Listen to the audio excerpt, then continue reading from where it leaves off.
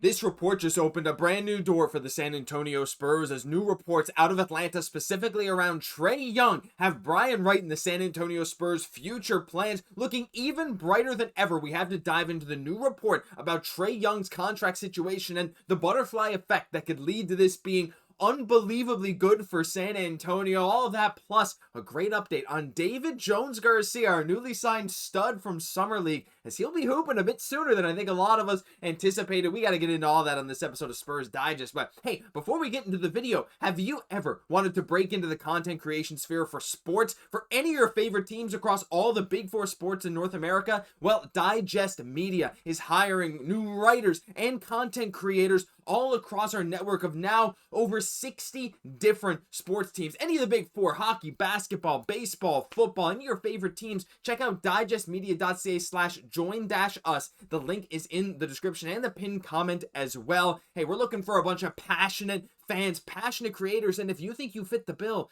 go apply now. We'd love to work with you here at Digest Media. Thank you for tuning in, and I want to start by taking a look at this tweet from William Aish, and I got the Dominican flag there too, repping David Jones Garcia, because we got a nice little update here. Now this is in Spanish. I will translate as we go. Notas de la selección, little notes from selection. David Jones Garcia, espera cambio de estatus de visado para viaje a Puerto Rico. He's waiting for his status to change on his visa to go to Puerto Rico, but the positive, he got the okay from the San Antonio Spurs to play in the AmeriCup. That's what the next one says there. And the AmeriCup is something that, I pay attention to a little bit to see what's going on. It's, all of the Americas playing in this FIBA tournament. And, of course, the Dominican Republic did qualify for this way back in, I think, 2024 and 2025. But, David Jones Garcia, he's looking to play very soon as the Dominican Republic, they play their first game of the FIBA AmeriCup as soon as August 23rd. It's 10 days away. And again, he does need his visa status change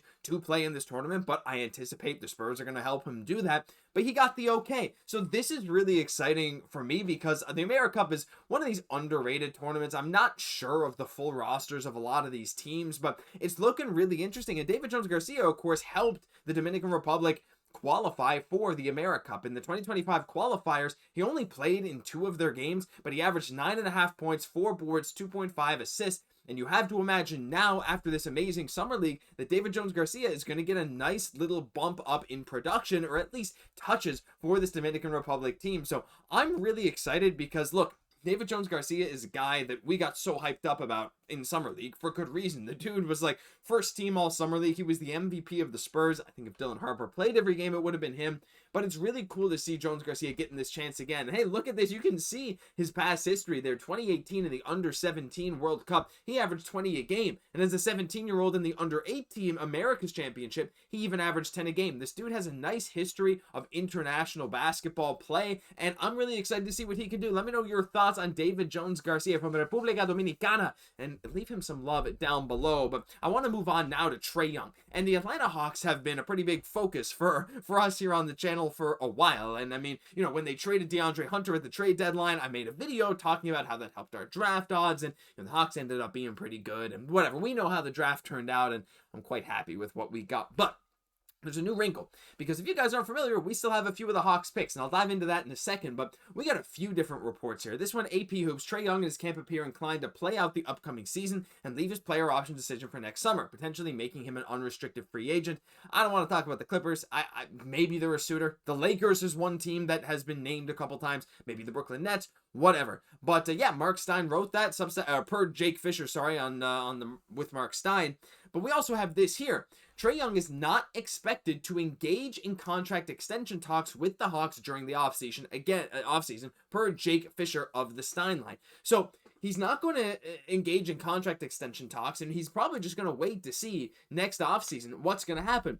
But it doesn't even end there. That's not it. The big thing here, the video that we played at the start, this video right here, this is Mark Spears. And what Mark Spears had to say is, quote, "What I'm hearing right now at this point," a few little things in the middle, "I think he's disappointed that the extension hasn't come. It hasn't been offered." And look, that's what he's hearing. He thinks he's disappointed, and you can take this however you want. But if I'm Trae Young, I'd probably be disappointed too.